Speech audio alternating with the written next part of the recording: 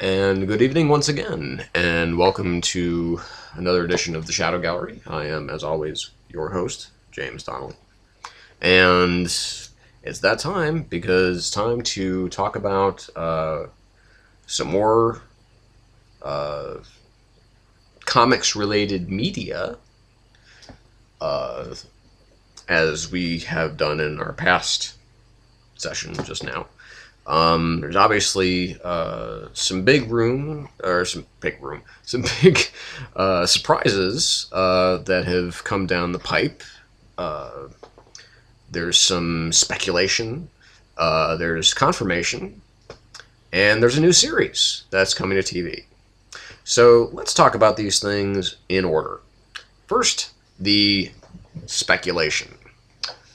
So the speculation is that now, yesterday I saw a tweet from the Hollywood Reporter that said Evangeline Lilly, formerly of Lost and most recently of The Hobbit, The Desolation of Smaug, is being was cast as the female lead in Edgar Wright's Ant-Man. That has apparently been refuted, and is now people are saying she is in talks to play the female lead in Edgar Wright's Ant-Man. So what does that tell us? Nothing really, because it doesn't say, well, it will, it wasn't like the confirmation of Paul Rudd and Michael Douglas playing Scott Lang and Hank Pym, respectively. It just says she's considered for being the female lead. Now, whether or not this will be a different player, a love interest I mean, I'm sure that it will be potentially a love interest for the character of Scott Lang. Maybe it will be the mother to Cassie Lang. I have no idea who that person is, if that person even really exists as a character in the Marvel Universe. Because she's not talked about much, at least not that I ever saw. Or is it going to be potentially Janet Van Dyne? Now, that would make more sense from a character point of view, because Evangeline Lilly is kind of she's kind of a hotter property now, because of her role in The Hobbit.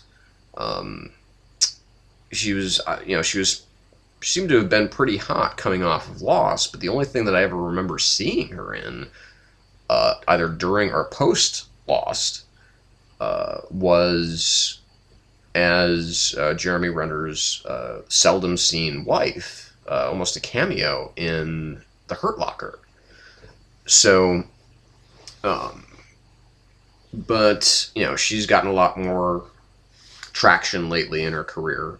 Apparently something of a standout in The Hobbit. I haven't seen that film. I didn't see the first film. I'm not really that interested, because they did, I mean, at least with the Lord of the Rings films, they did 3 books and 3 films. Now they're doing 1 book into 3 films, which to me, that's too much. That's overkill, and I'm not interested.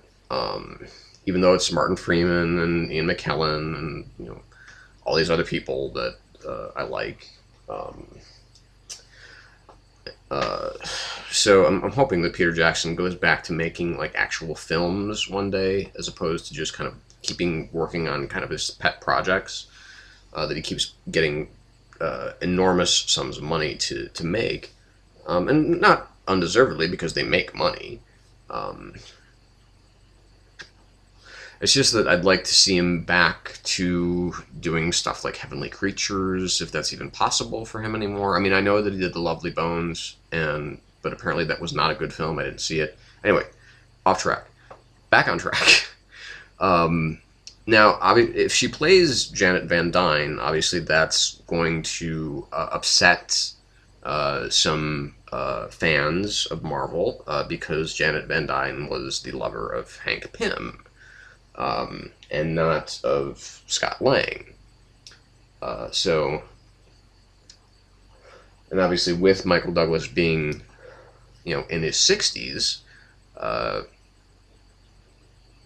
don't think that I think like late, like the early 30s of Angeline Lilly, I just don't think that would work. Him and Catherine Zeta-Jones works, more or less. But but he and someone 30 years his junior would be weird. But Janet Van Dyne is the most recognizable female name as far as the Ant-Man mythology is concerned. So anyway, it's still all just speculation. But at least they are looking for a female lead because, they kind of have to. I mean, one of, certainly, kind of the bromance thing is more of Edgar Wright's style, but he can do romantic relationships quite well. If you harken back to Scott Pilgrim, which still, in my opinion, is the best of his films.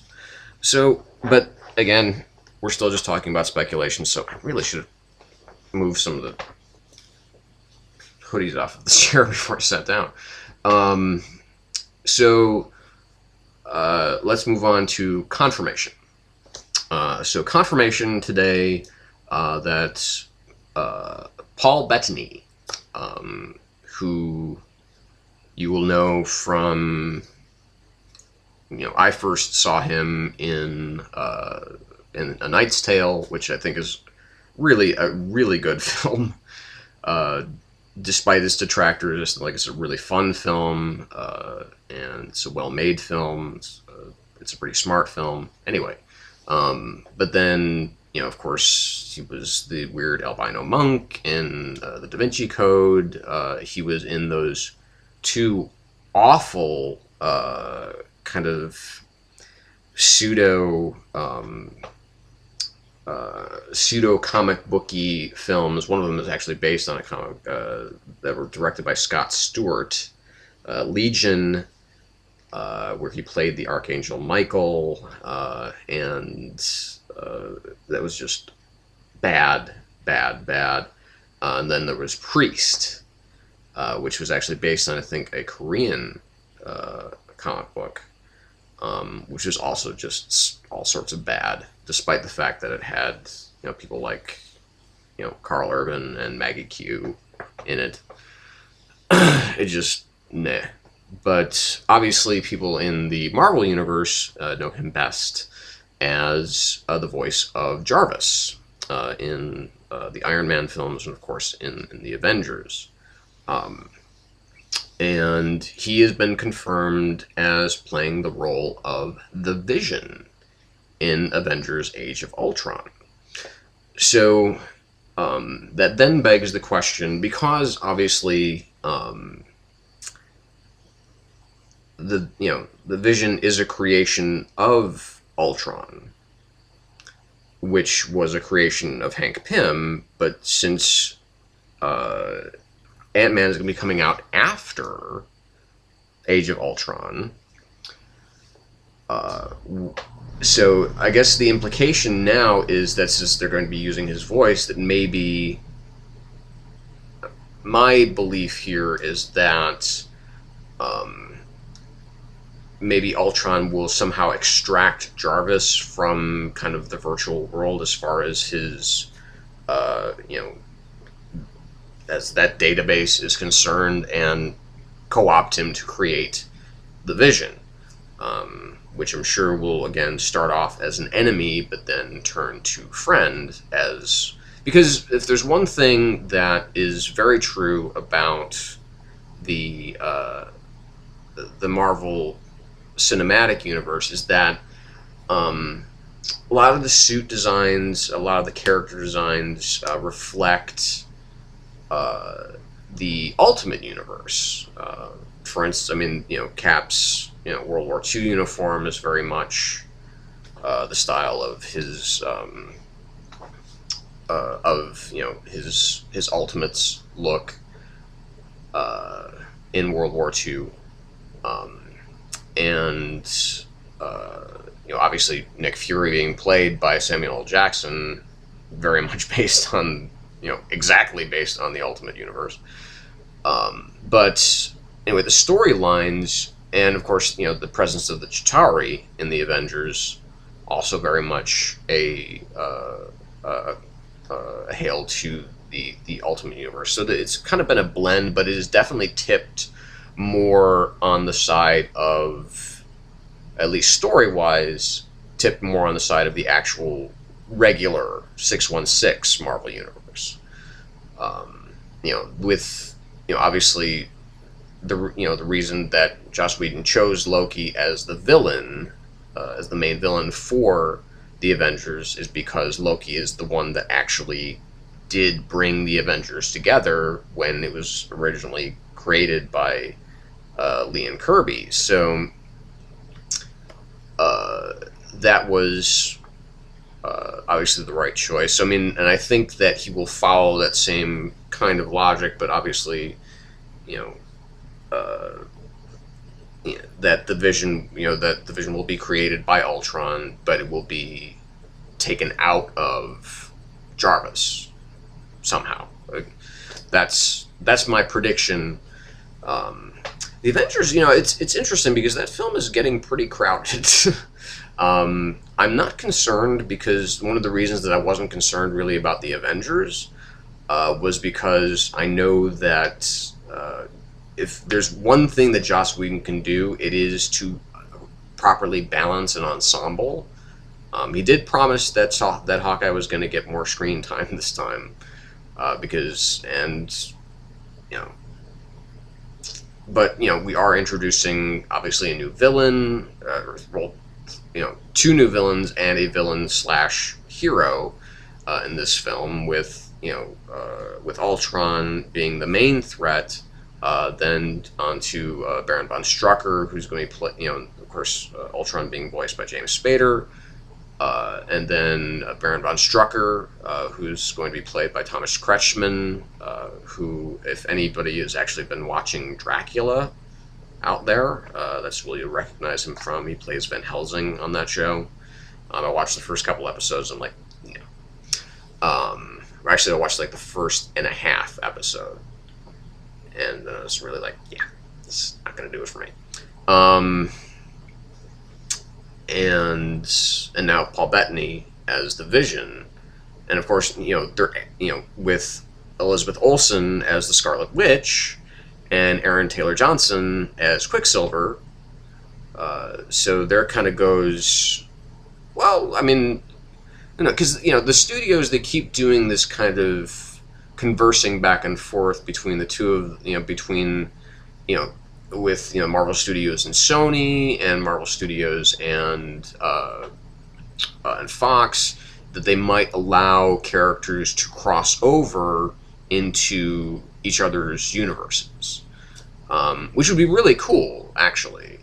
I'm frankly a little surprised that Fox still was able to retain the rights, or that Marvel didn't fight harder for the Fantastic Four to come back to them, but they had, I guess, by that time that, their rights would have expired when they got properties like Daredevil back, that they were not that interested in, Fox wasn't that interested in keeping Daredevil, but they had already, had a Fantastic Four reboot in the works with director Josh Trank, who did the brilliant Chronicle in, I think, in early 2012 that was released.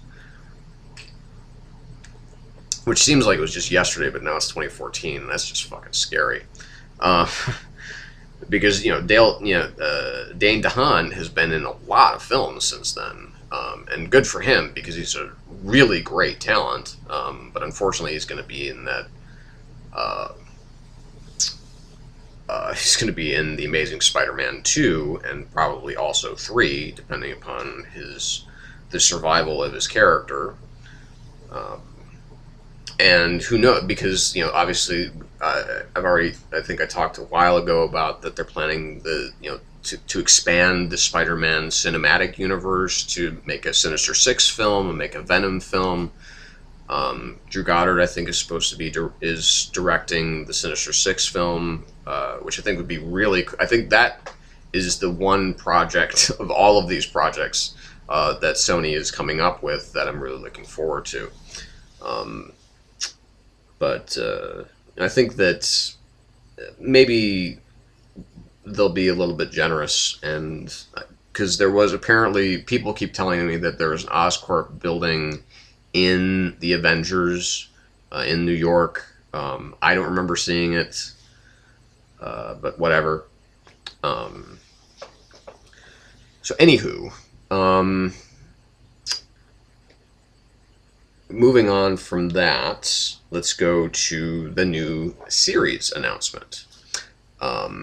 Now, we first heard about this not too long ago, that Seth Rogen and Evan Goldberg, his buddy and co-writer, co-director of, I think, what is one of the worst films of last year, which is This Is the End, but also, I think, co-writer on some other things. For instance, I think 50-50, I think they did together, which is actually a great film. I love 50-50. I thought that was an excellent film, but more because it had a significant lack of Seth Rogen and more of a presence of Joseph Gordon-Levitt. And just, Anna Kendrick and Angelica Houston were just so good in that movie. But, they've been friends for a long time. They've been working together for a long time. They had announced that they were looking to bring Preacher to AMC. And today, that was announced, confirmed, that Preacher is indeed going to be coming to AMC. And so from this article from Deadline, that Rogen and Goldberg will be writing and executive producing with Sam Caitlin, who's one of the execs on Breaking Bad, will be joining for this new series. I'm very apprehensive about this series. I'll be perfectly honest with you. This is my favorite comic series, my favorite long-running comic series of all time. Okay, I mean, Why the Last Man runs a pretty close second. But to me, as far as from beginning to end, in I think the 67 issues and one-shots that they put out, it's just the best. I mean, there wasn't ever a series that they did that I thought was bad. There wasn't a arc that I thought that sucked. Everything was just beautiful. Garth Ennis and Steve Dillon and other guests, Peter Snedberg, Steve Pugh. Peter Snedberg did the arc for Star, kind of his origin story, if you will, and then for Steve Pugh doing the art on the Saint of Killers arc, that three-parter.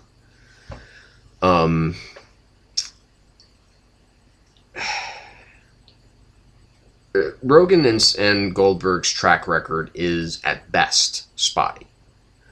Like I said, the only thing that they've really done together that I've liked has been 50-50.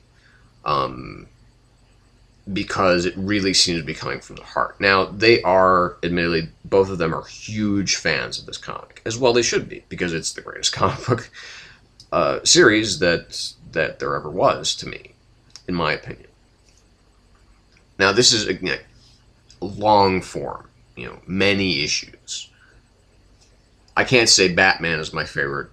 I would say Batman is my favorite comic book character, but Preacher is my favorite comic because it's compressed. I mean, obviously, Batman has sucked on at times and has been brilliant at times, but it's sucked more than it's been great. Because that's just what happens over the course of 70 years. So, anyway. But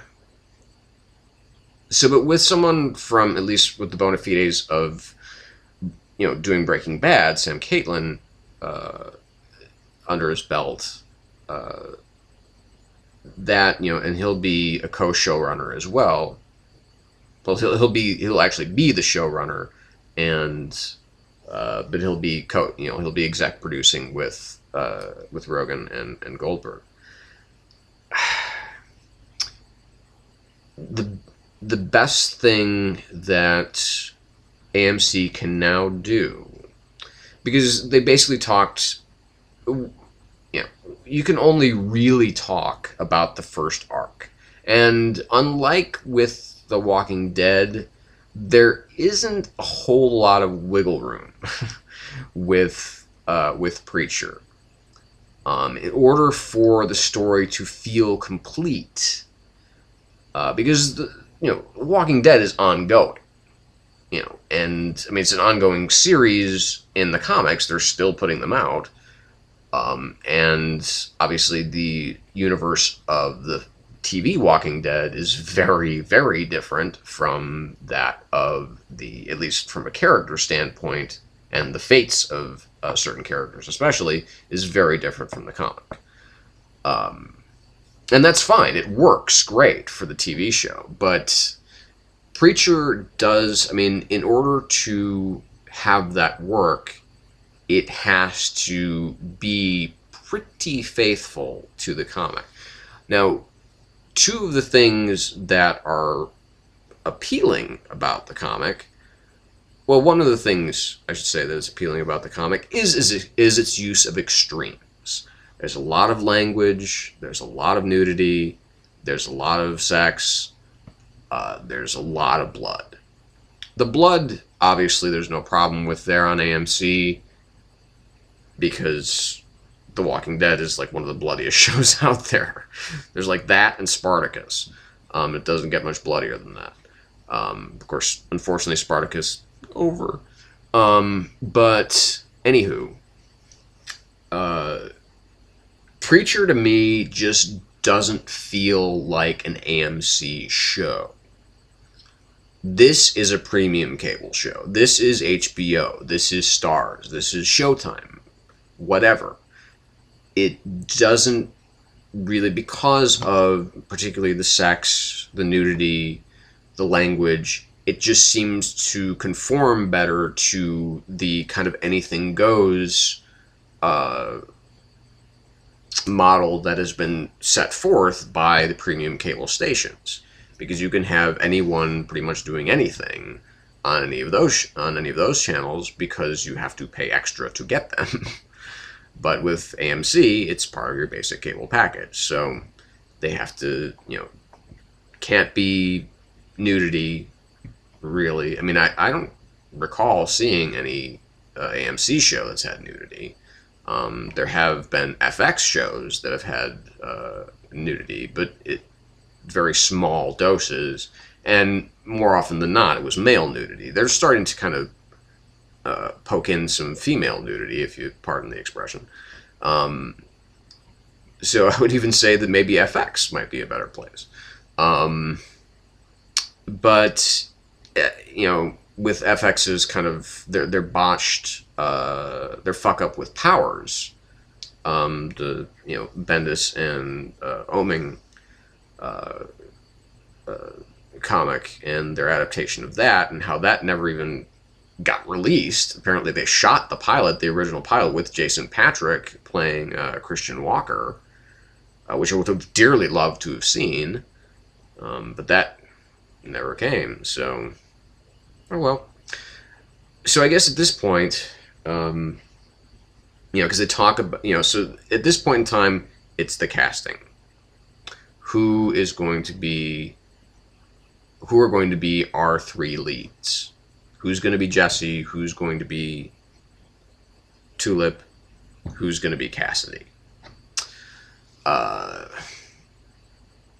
So I guess I would ask you at this point to participate and let me know, who's your dream casting for these roles?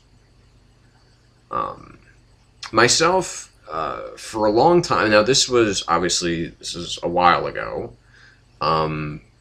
but my three kind of choices for if they were to do Preacher either as a film, because there was a lot of talk of it being a film. I remember Rachel Talalay was attached to it at one point in time, because it's been going on for 15 years. That it's been in developmental hell, or development hell. Developmental is something different. But, Rachel Talalay, the only film that I ever remember her doing was Tank Girl, which is kind of a cult film at best. And then at one point, I think Mark Steven Johnson was slated to direct, and I remember reading that, and I'm like, oh God, no, please, anybody but him. This is the guy that really fucked up, Daredevil and then fucked up Ghost Rider, so we don't want him touching anything else that has a comic book, being part of the project. And then there was Sam Mendes, who I thought would have been a really inspired choice to bring it to the screen. But again, that was just another thing that fell through. But for a long time, my Dreamcast. This can in no way in reality happen because some of these people are dead. But I always thought that for Jesse, this is especially after seeing Brokeback Mountain, I really, really desperately wanted Heath Ledger to play Jesse. Because he just really seemed to have that swagger down pat. And because he was a great actor. So my pick actually for Tulip at the time was Radha Mitchell, who, to me, she's best known for her role in Pitch Black, which I thought that she was very, very good in, and just seemed to have kind of that cool, sexy, ass-kicking personality to her. And then my initial pick for Cassidy was Colin Farrell, but I mean, let's be realistic. Colin Farrell is a huge star. And then I thought about it more, and I thought about more Irish actors, and then I went to Cillian Murphy, who I just think would be a really interesting choice, just because he's kind of he's kind of an odd-looking man, but at the same time, there's something that is kind of strangely attractive about him. I don't know what it is, but but again, that's something that never happened. So I have no idea now. I mean, I was having a conversation with my friends tonight about this, and there are thousands of great actors out there just waiting for an opportunity like this. So I mean, there's any number of people that they can cast in these roles, and I'm sure that at least one of them they'll be bound to get right. I would hope so. I mean, because if you look at, who the hell was Andrew Lincoln? Who the hell were any of these people, really? I mean, I knew, obviously, some of these people. I knew, who doesn't know Michael Rooker at this point in time? I knew Norman Reedus. I knew Sarah Wayne Callies. I knew Jeff DeWitt. I knew Scott Wilson. But, people like, Andrew Lincoln and John Bernthal and, Stephen Yeun and Lauren Cohan, who actually, now I'm thinking about who would make it actually a really, really good Tulip. Just give her a little bit of blonde, but that would never work with the same show being on two networks, because it's probably going to be at the same time, unless they decide to kill off Maggie, too. But, and, so many other, Emily Kinney and, Denai and, David Morrissey. I mean, some people did know who I knew who David Morrissey was, but only because of, honestly, my first exposure to him was in the sequel to Basic Instinct, which I don't even remember why I watched it, because it's such a horrific piece of shit. But I had also seen him in Centurion, which is a great Neil Marshall film. If you haven't seen it, it's on Netflix. Instant. Watch it. It's fucking awesome. It's Michael Fassbender, and it's Neil Marshall, the director of Dog Soldiers and Doomsday and The Descent. I mean, this is a really awesome director. And he directed season 2 of Game of Thrones, the episode Blackwater. And he's already slated to direct the finale of season 4 of Game of Thrones. So we know that thing's going to be fucking epic. So, anyway. There's a lot of good people out there. I'm just hoping that they get the right people for these roles. They don't have to look exactly like the people. Let's make sure they can act first, and then put them in these roles. But there's a lot of people that can make, because there are a lot of people that kind of live on that sweet spot of kind of being not well known enough to be a movie star, but are leading character, their leading performer material. They can carry something, but it's either been primarily in like independent films, that can make a smooth transition into TV.